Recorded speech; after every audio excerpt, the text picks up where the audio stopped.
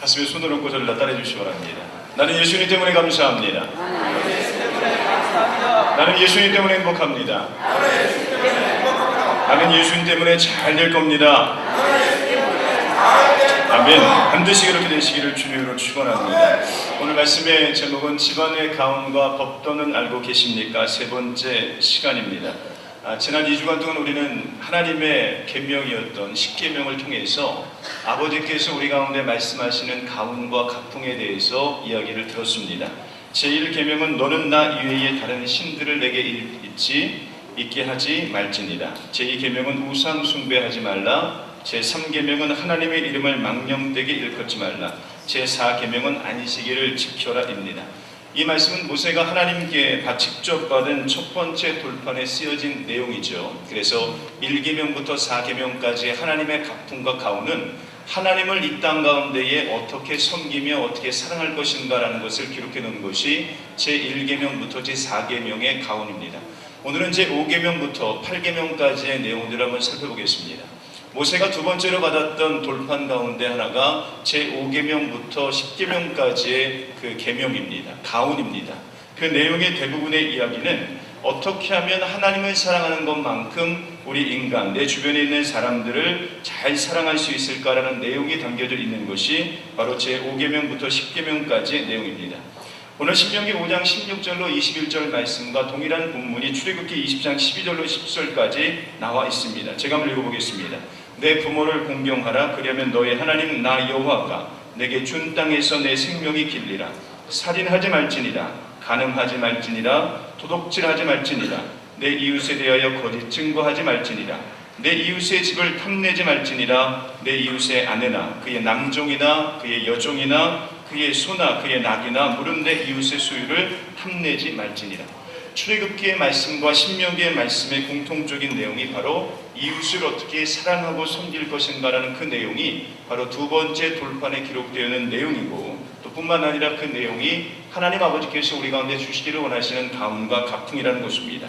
제5계명, 내 부모를 공경하라입니다. 여러분 부모님 잘 섬기고 계실 줄 믿습니다. 그리고 제5계명의 시작의 의미가 참으로 재미있는 것은 내 이웃을 사랑하는 그 첫 번째 출발이 내 부모를 공경하라는 것부터 출발한다는 겁니다. 여러분 내 부모를 공경한다는 의미는 두 가지의 의미가 있습니다. 첫 번째 의미는 뭐냐면 부모를 공경하라는 의미는 좋은 자식이 되라는 겁니다. 좋은 자녀가 되라는 의미가 있습니다. 보이는 부모조차도 제대로 섬기지 못하는 사람이 어찌 보이지 않는 하나님 아버지라는 분을 우리가 섬길 수 있겠습니까? 우리가 보이는 하나님, 보이지 않는 하나님을 잘 섬기는 사람의 대부분의 특징은 보이는 바로 하나님, 보이는 부모님을 잘 섬기는 사람일 때 가능하다는 거죠. 우리가 복음의 증거자의 사명을 살 때 이런 표현을 자주 사용합니다. 땅 끝까지 이르러 내 복음의 증인이 되리라. 땅 끝까지 이르러 내 복음의 증인이 되리라. 그런데 가장 가까이 있는 부모조차도 섬기고 증인되는 삶을 살지 못하면서 땅 끝까지 가서 복음을 증거하는 삶을 산다는 것 어렵다는 사실을 잘 알고 있습니다. 예수님께서는 우리 가운데 크게 두 가지의 계명을 주셨습니다. 그 계명이 하나님 사랑과 이웃 사랑입니다. 그런데 이웃 사랑이라는 이 말을 표현하실 때에 이렇게 이야기합니다. 내 몸을, 내 이웃을 내 몸과 같이 사랑하라. 그러니까 이웃을 사랑하는데 누구처럼 사랑한다고요? 내 몸을 사랑하는 것처럼 이웃을 사랑하라고 이야기합니다. 여러분 곰곰이 생각해 보십시오. 내 몸은 누구로부터 출발했죠? 내가 태어나게 된 이유가 뭐죠? 내 몸은 내 부모로부터 출발한다는 겁니다. 내 몸은 부모님께서 주신 것입니다. 내 이웃을 사랑할 때 누구처럼 사랑하라고요? 내 몸을, 이웃을 내 몸과 같이 사랑한다는 이 의미는 내게 주신, 내 몸을 주신 부모로부터, 그 이웃으로부터, 그 부모를 사랑하는 마음으로부터 이웃을 사랑하고 내 몸을 사랑하는 것, 그것이 바로 이웃사랑, 하나님 사랑의 출발이다라는 것이죠. 우리가 일제강점기 시대에요, 우리나라 사람은 대부분 장발이었습니다. 요즘 우리 여성분들이 이렇게 길게 머리를 기르시잖아요. 그런데 예전에는 많은 분들이, 대부분의 분들이 이렇게 저처럼 머리가 없는 분들 빼고요, 대부분이 장발이었습니다. 그런데 우리 일제시대 때 특별히 1895년에 을미사별이라는 것을 일본 애들이 일으켜요. 그리고 나서 을미개혁이라는 것이 벌어지게 되는데, 그때 역사 공부를 하시는 분들은 알겠지만 1895년에 이 단발령이라는 것이 시행됩니다. 단발령. 여러분 단발령이 뭐죠? 우리나라 사람들이 머리가 다 긴데 일본 애들처럼 머리를 지금처럼 짧게 자르라는 그런 것이 법률로 통과가 된 거예요. 그러다 보니까 전국 방방곡곡에서 부모님이 주신 이 머리, 이걸 뭐로 여기는 겁니까? 부모님의 선물이라고 생각하고요, 부모님의 몸이라고 생각하는 거예요. 어떻게 부모님이 주신 이것을, 부모님의 몸과 같은 내 머리카락을 잘라낼 수 있겠느냐? 차라리 내 목을 잘라라 해가지고요, 목을 메고 죽은 사람들도 많고요, 그 머리를 자르지 않아서 많은 핍박을 받은 사람들도 있습니다. 여러분, 옳고 그름의 문제를 떠나서 당시의 시대적인 분위기가 뭐죠? 내 몸이 누가 준 거예요? 내 부모가 준 겁니다. 내 몸을 아끼는 것처럼 내 부모를 아끼고 사랑하는 것, 성경은 그것은 뭐라고 이야기하냐면 내 부모를 나와 같이 사랑하는 것처럼 내 이웃을 사랑하는 것이 하나님의 계명 가운데의 하나라는 겁니다. 오늘 이 본문의 말씀에 내 부모를 공경하라는 이 단어, 이 공경하라는 히브리어는 카바드라는 단어를 씁니다. 이 카바드라는 이 단어는 어떤 의미가 있냐면요, 무겁다라는 의미가 담겨져 있습니다. 그러게 좋은 자식은 좋은 부모를 어떻게 대하냐면 무겁게 대한다는 겁니다. 무겁게 대한다는 의미는 부모의 삶의 무게를 결단코 가볍게 여기지 말라는 거예요. 부모가 살아왔던 그 모습이 때로는 인간의 눈으로 볼 때 연약하게 보일 때가 있습니다. 부모님 중에서도 부모 같지 않은 부모들도 있다는 겁니다. 그러나 성경은 명확히 말합니다. 좋은 부모를 공경하라고 이야기하지 않고 부모를 공경하라고 이야기하는 거예요. 때로는 우리가 우리 부모의 삶이 이해가 되지 않는다 하더라도 부모가 살아왔던 그 삶의 무게와 그 삶의 방법에 대해서 결단코 헛되게 여기지 말고 가볍게 판단하지 말라는 것, 그것이 부모 공경의 시작이라는 겁니다. 우리 주변에 많은 사람들, 특별히 우리 크리스찬들 가운데에 대부분의 분들은 부모를 공경합니다. 그러나 때때로 그 이야기를 들어보고 사람의 모습들을 보게 되면 내 부모는 나에 대해서 해준 게 아무 것이 없다라고 말하는 분들이 계세요. 저도 이제 40대가 넘어서 자녀를 키우다 보니까요, 제가 어린 시절에 우리 부모님께 했던 그 말이 참으로 후회가 되더라고요. 걷지도 못하는 사람, 먹을 것도 제대로 찾지 못한 어린 시절부터 우리 부모님들은 어떤 방법을 사용한다 하더라도 우리 자녀들을 먹이고 살리기 위해서 애쓰고 노력한 그 삶의 무게마저도 부인하고 부정하는 삶, 그것은 하나님께서 결단코 좋아하지 않는 삶의 모습이라는 겁니다. 두 번째로 부모를 공경하는 의미는 좋은 자식이 되라는 의미와 함께 좋은 부모가 되라는 의미도 담겨져 있습니다. 여러분, 십계명은 상호적인 계명입니다. 이 상호적인 개념이라는 것은 이런 겁니다. 십계명은요, 하나님 아버지를 아버지라고 부르는 사람들이 지킬 수 있는 계명이 이 십계명이라는 거예요. 하나님을 아버지라고 부르지 않는 사람들은 십계명을 지킬 이유가 없습니다. 우리가 십계명의 말씀을 지키고 하나님의 가언을 따른다는 것은 우리와 하나님과의 관계가 아버지와 아들과 아버지와 딸과의 관계라는 겁니다. 그러기에 십계명은 관계 계명이기에 이 관계가 제대로 형성된 사람만 지킬 수 있는 것이 십계명이라는 겁니다. 여러분, 부모를 공경하라는 것은 자식의 입장입니다. 그런데 부모의 입장에서는 가만히 앉아서 공경만 받는 것이 아니라 이 자녀가 공경을 할 수 있을 만큼의 좋은 부모가 되는 것, 이것도 십계명의 내용 가운데 포함된다는 겁니다. 전심으로 자식을 바른 심성으로 사랑하면 부모 공경과 효도는 당연한 결과로 되돌아온다는 겁니다. 여러분, 참 재미있는 사실은요, 성경의 말씀에 보면요, 부모를 공경하라는 표현은 딱 3번 나와요. 부모를 공경하라, 이게 누구 입장이에요? 자녀된 입장에서 부모를 공경한다라는 이 말은 3번 딱 등장합니다. 그리고 나머지는 다 어떻게 표현되냐면 좋은 부모가 되라고 이야기하고 있어요. 나머지는 다 어떻게 되어 있다고요? 좋은 부모가 되라고 그렇게 이야기하고 있습니다.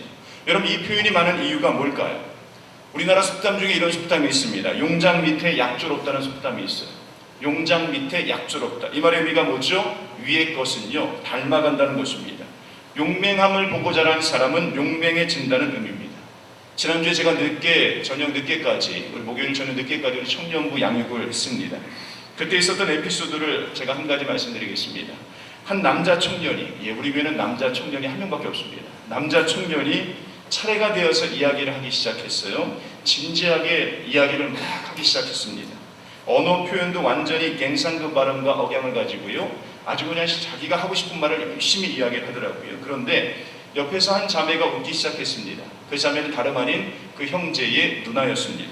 그래서 제가 그 형제의 누나가 웃고 있게 물어봤습니다. 너 왜 웃냐? 라고 하니까 이 자매가 하는 말이 이겁니다. 목사님, 얘 말하는 투가요, 너무 아빠하고 똑같아서요. 동생이 말하는 투가 아빠하고 똑같답니다. 그래서 제가 속으로 얘기했습니다. 이제 알았니? 사실 네 말도 니네 엄마랑 말투가 똑같아. 기억하십시오, 여러분. 부모가 먼저 있고 자식이 나중에 있는 겁니다.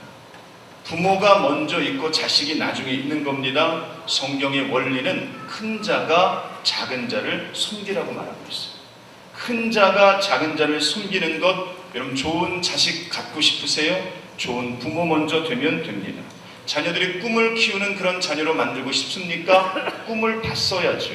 부모가 가지고 있는 꿈의 크기가 자녀들의 꿈의 밑바탕이 된다는 것입니다. 부모가 먼저 꿈을 꿔서 대가를 지불하고 신앙을 경험하고 하나님을 경외하는 삶을 살기 시작하면 그 자녀들은 자연스럽게 그것이 삶의 여정과 방법임을 알기에 부모가 먼저 있고 자식이 나중에 있는 것처럼 부모를 공경하라는 하나님의 말씀은 자녀의 입장에서는 부모의 삶의 무게를 인정하고 받드는 것, 그리고 부모의 입장에서는 그 자녀가 부모의 삶을 따라갈 수 있도록 그렇게 하나님 앞에서 바르게 살아가는 그런 모습으로 살아가는 저와 여러분 되시기를 주님으로 축원합니다. 하나님 아버지의 가훈과 각풍 제6계명은 살인하지 말라라는 겁니다. 살인하지 말라. 사실 우리가 하나님께 받은 계명 가운데요, 제일 떳떳하게 내가 지금 이 계명을 지키고 있다라고 생각하는 것 중에 하나가 이 살인하지 말라라는 계명입니다. 혹시 우리 몸된 공동체 가운데에 사람 죽여보신 분 계십니까? 사람 한번 죽여보셨어요? 예, 우리는 다 사람을 죽여본 경험들이 별로 없습니다. 그래서 이 계명을 들을 때 나는 그래도 10계명 가운데 살인하지 말라라는 이 계명은 그래도 좀 잘 지키나 보다라고 생각을 하는데요. 그런데 이 계명은요, 문자적으로만 해석하면 안 되는 거예요. 이 계명은 마음 안에서조차도 살인하지 말라는 내용을 포함하고 있습니다.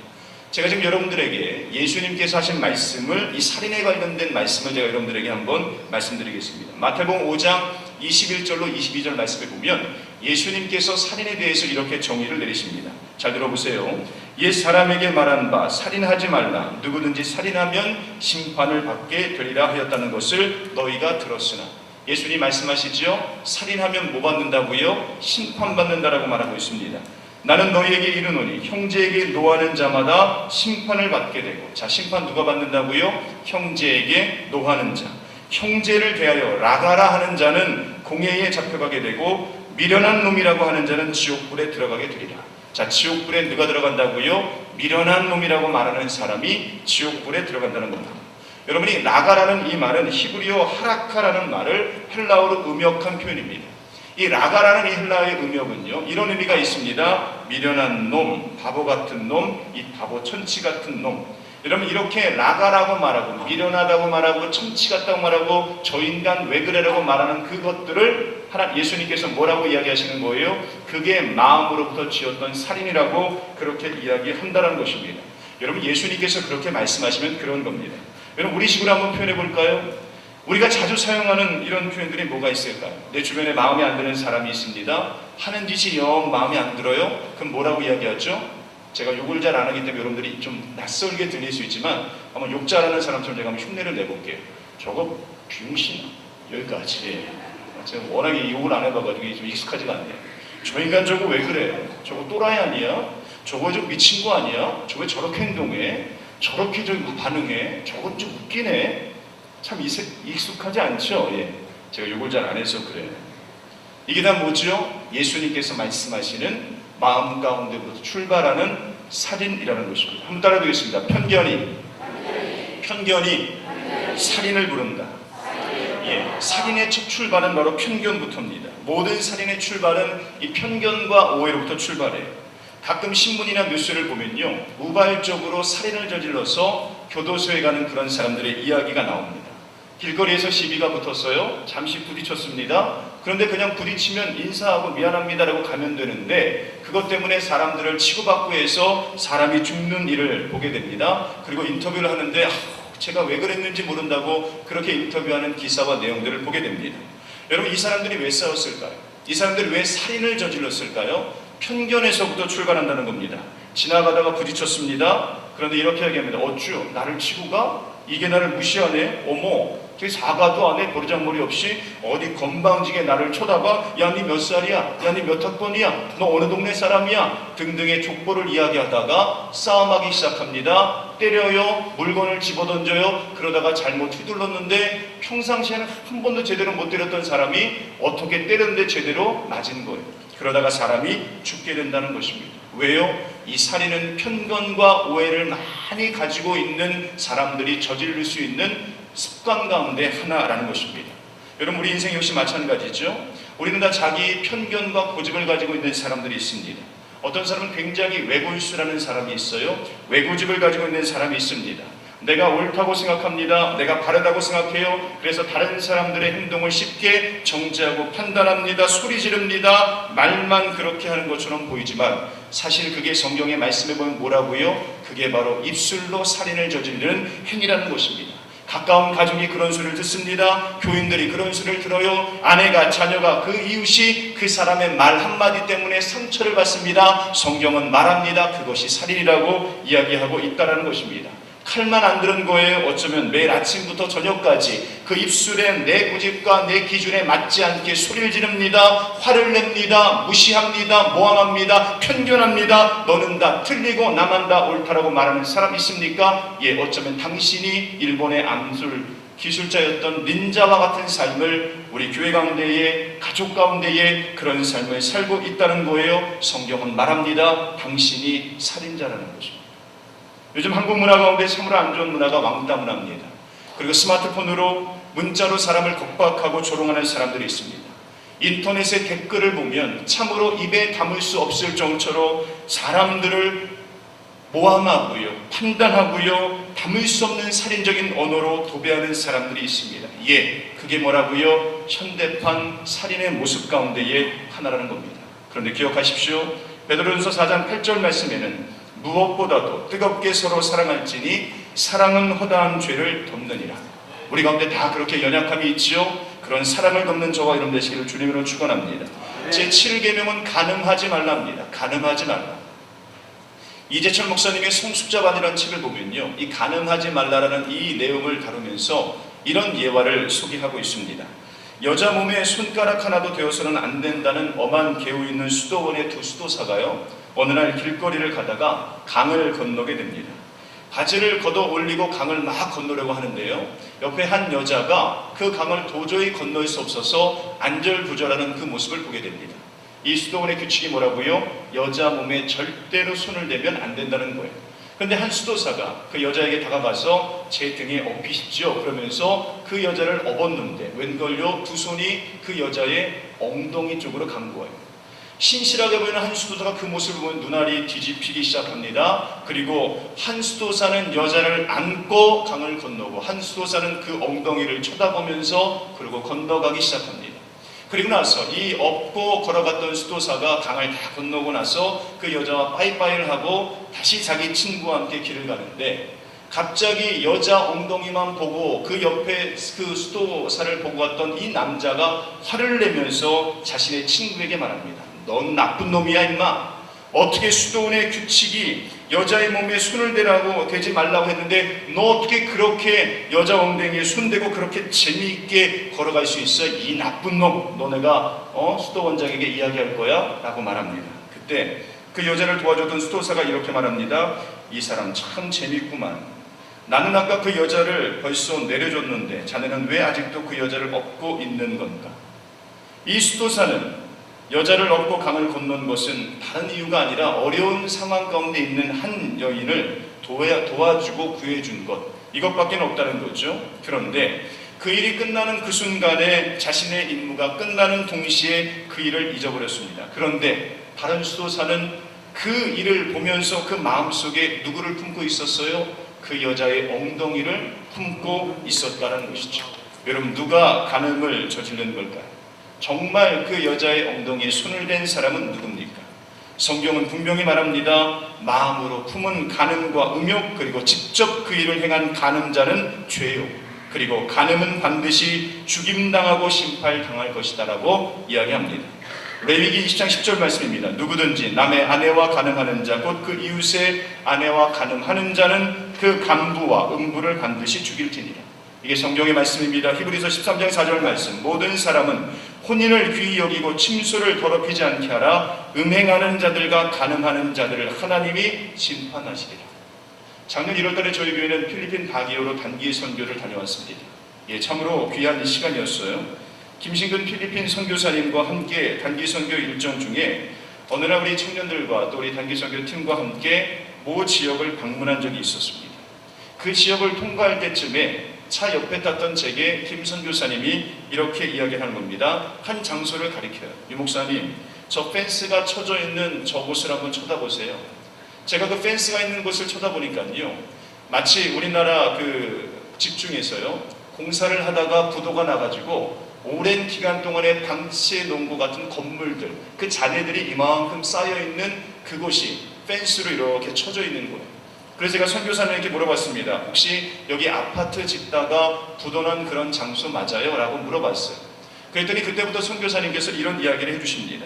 이 바기오 지역에 얽혀있는 히스토리에 대해서 이야기합니다. 이 바기오는 휴양지로 유명한 곳입니다. 휴양지로 유명해요.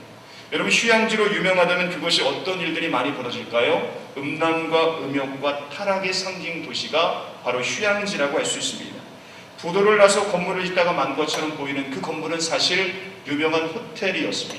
유명한 호텔이었어요. 그런데 그 호텔이 뭐로 유명하냐면 24시간 동안 매춘과 매음으로 유명한 그런 호텔이었습니다. 외국인들이 24시간 동안의 매춘과 매음으로 가득 찬 곳이기 때문에요, 그곳에 들어가기 위해서는요, 미리 표를 끊고 기다리고 대기할 정도로 그만큼 매춘과 매음이 유명했던 그런 곳이었습니다. 외국인들과 미국 군인들이 너무 좋아했고 선호했던 호텔이었습니다. 그 도시에서 가장 세금을 많이 내고 잘 내는 호텔 중에 하나, 그러게 필리핀 경찰들도요, 그 호텔에 대해서는 뭐라고 이야기하지를 않습니다. 그런데 저희가 방문하기 몇 해 전에 바기오라는 지역에 큰 지진이 일어났는데요, 신기할 만큼 그 지진이 일어났는데 다른 곳은 별 피해가 없었는데요, 그 호텔 땅만 주저앉은 거예요. 그 호텔 땅만 주저앉아서 꺼져버려가지고요, 아예 그 호텔이, 큰 호텔이 흔적조차 찾아볼 수 없을 정도로 그곳만 파여가지고요, 폭삭 매몰된 겁니다.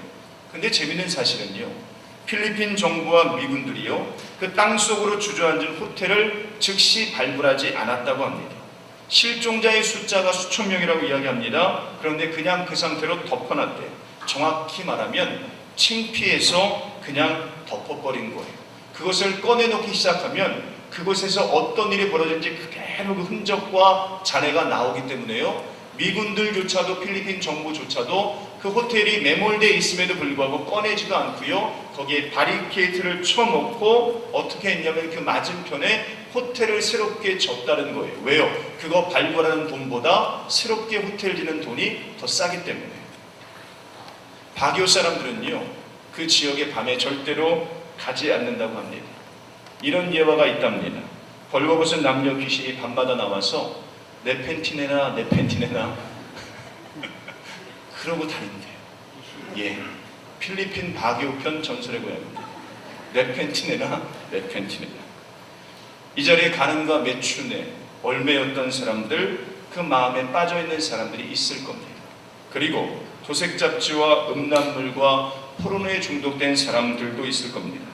그리고 그런 상상을 즐겨하시는 분들도 있습니다. 남자라면, 혹은 그런 일들 가운데 빠져있는 분들이 있어요.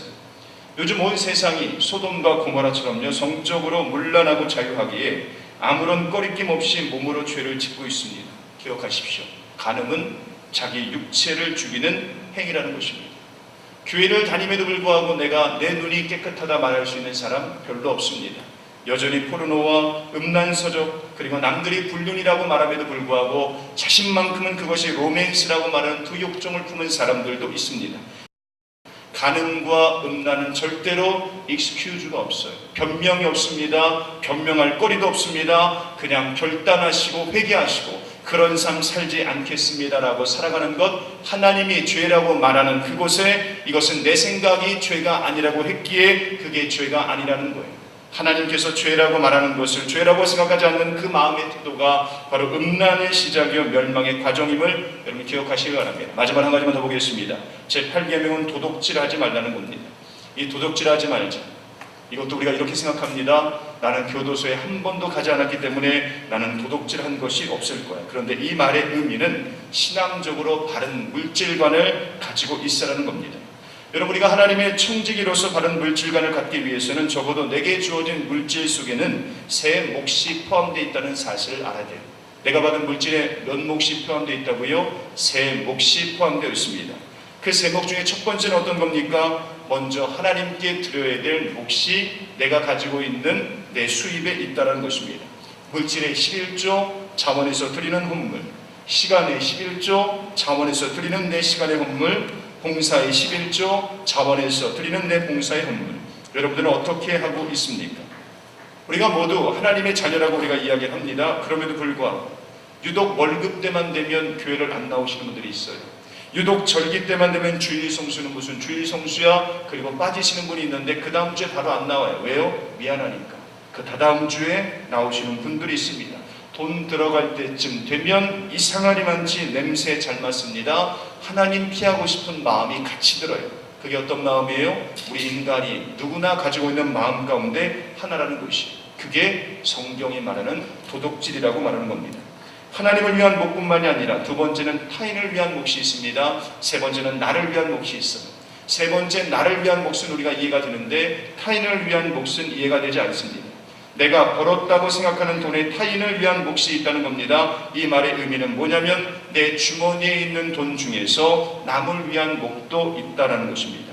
누군지는 모르지만 하나님께서 정해주신 누군가를 위한 몫이 내가 벌었다고 생각하는 곳에 있다는 겁니다. 내 친척이 될 수 있습니다. 내 이웃이 될 수 있습니다. 오늘 처음 만날 사람이 될 수 있고 내가 싫어하는 사람, 미워하는 사람이 그 돈을 사용할 수도 있다는 겁니다. 여러분 혹시 이런 경험이 있습니까? 저는 참 이런 경험이 많이 있었는데요.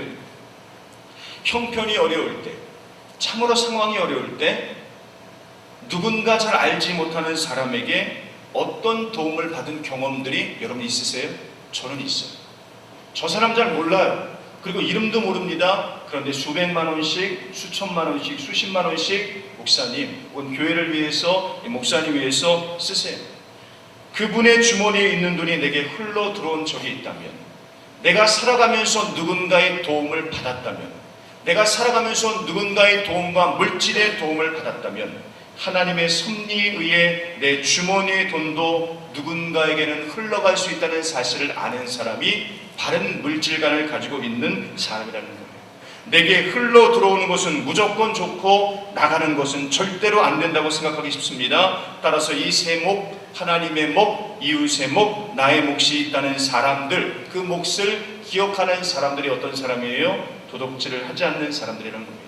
또 하나 있습니다. 우리가 무의식적으로 도둑질을 칠 때가 있어요. 그게 뭡니까? 예를 한번 들어볼까요? 제조업자가 함량을 미달시켜요. 100g이라고 표시되어 있는데 70g밖에 안 담습니다. 그리고 폭리를 취하는 것이 있습니다. 이것이 바로 무의식적으로 짓는 죄 가운데 하나입니다. 내가 봉급을 받고 아침 9시부터 저녁 6시까지 일한다면 그 9시간은 내 시간이 아닙니다. 여러분 이해되십니까? 직장의 삶 가운데 내가 아침 9시부터 6시까지 일한다면 그 9시간은 내 시간이 아니라는 겁니다. 봉급자가 근무 시간에 태만하게 근무하고 자신을 위해서 그 시간을 쓴다면 그것은 시간에 대한 도둑질이요 물질에 대한 도둑질에 해당됩니다. 왜 그렇습니까? 그 시간은 돈을 받고 내가 드린 것이기 때문입니다. 그런데 근무 시간에 딴짓거리 합니다. 커피 마셔요. 신문 봐요. 오랫동안 화장실에서 나는 변비 때문에 한 30분 가 있어야 한다고 자신의 직장의 삶에 크리스찬임에도 불구하고 무의식적으로 그 시간을 도둑질하는 그런 영혼들도 있습니다. 교회 안에서는 그런 게 없을까요? 내가 무의식 중에 짓는 도둑질은 뭐가 있을까요? 교회의 물건을 함부로 사용해서 훼손시키는 행위. 분명히 끄고 갈 수도 있고 닫고 갈 수 있고 확인하고 갈 수 있는데 그것 하나 하지 않아서 에너지를 낭비하고 물질을 낭비하고 다른 이의 수고를 낭비하게 만드는 행동들, 다른 이의 수고를 낭비하게 만드는 그 행동들, 여러분 어떻습니까?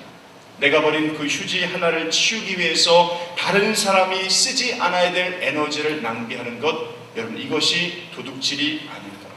무의식 중에 내가 했던 도둑질 저도 많고 여러분들도 많습니다. 여러분 어떻습니까? 오늘 5계명부터 8계명의 이야기를 들으면서 우리가 내린 결론은 참 나도 참 많은 죄를 짓고 있구나. 우리가 연약하고 우리가 부족하다는 사실을 오늘 발견하는 시간입니다. 그러기에 필요한 것이 뭐죠? 하나님의 은혜라는 것이 필요합니다. 말씀을 정리합니다. 하나님께서 우리 가운데에 하나님을 사랑하는 방법과 이웃을 사랑하는 방법에 대해서 가르쳐주고 있다는 겁니다.